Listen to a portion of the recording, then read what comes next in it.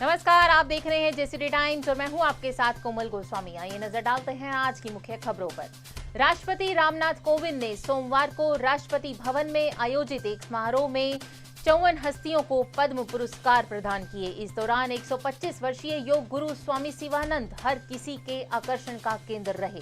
जब वे नंगे पैर राष्ट्रपति भवन के दरबार हॉल में पहुंचे तो वहां मौजूद लोगों ने अपने स्थान पर खड़े होकर तालियां बजाकर उनका सम्मान किया। प्रधानमंत्री नरेंद्र मोदी कल यानी 23 मार्च को बिब्लोबी भारत गैलरी का उद्घाटन करने वाले हैं। कोलकाता के विक्टोरिया मेमोरियल हॉल में बनी बिब्लोबी भारत गैलरी में स्वतंत्रता आंदोलन से जुड़ी चीजें रखी गई हैं। ऑस्ट्रेलिया की चीन को नसीहत। ऑस्ट्रेलिया के प्रधानमंत्री स्कॉट मॉरिसन ने भारत ऑस्ट्रेलिया के दूसरे वर्चुअल शिखर सम्मेलन में रूस को यूक्रेन पर हमला करने के लिए जिम्मेदार ठहराया है। उन्होंने कहा कि जो भी कुछ यूरोप में हो रहा है और जैसी स्थिति यूक्रेन की है वैसा कुछ भी इंडो पैसिफिक रीजन में नहीं होने देंगे। रूस पर भारत के नर्म रुख से अमेरिका नाराज। तेल सौदे पर बाइडेन की हिदायत की इंडिया क्वाड का हिस्सा है। रूस के साथ डील से हमारे रिश्तों में भरोसा घटेगा। पाकिस्तान के विदेश मंत्री ने अपने चीनी समकक्ष से मुलाकात की और अपनी लोहे सी मजबूत दोस्ती को भविष्य में और प्रगाढ़ करने की चर्चा की। पाकिस्तान के विदेश मंत्रालय ने बताया कि चीन और पाकिस्तान ने कई क्षेत्रों में अपने द्विपक्षीय संबंधों को और गहरा बनाने के लिए 5 समझौतों पर हस्ताक्षर किए हैं।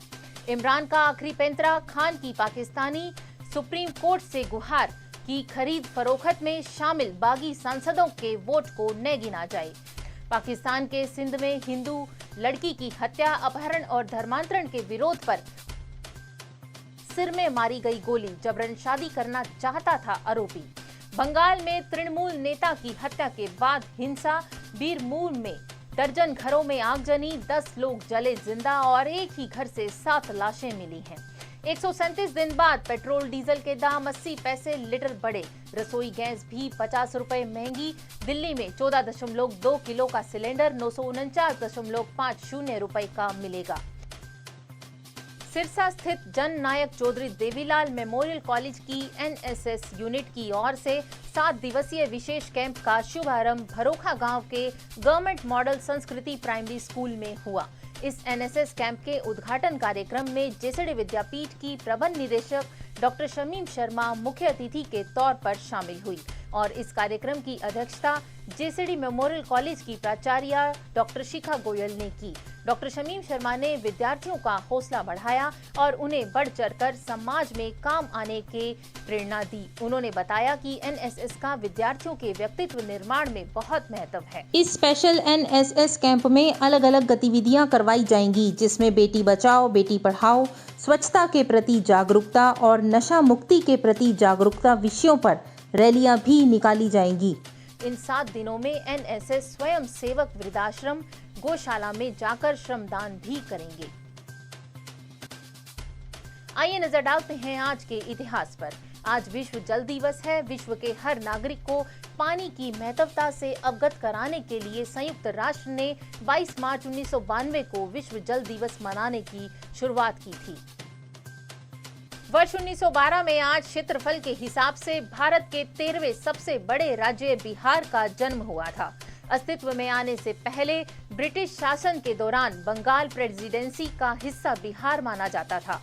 आज के दिन को बिहार दिवस के रूप में मनाया जाता है।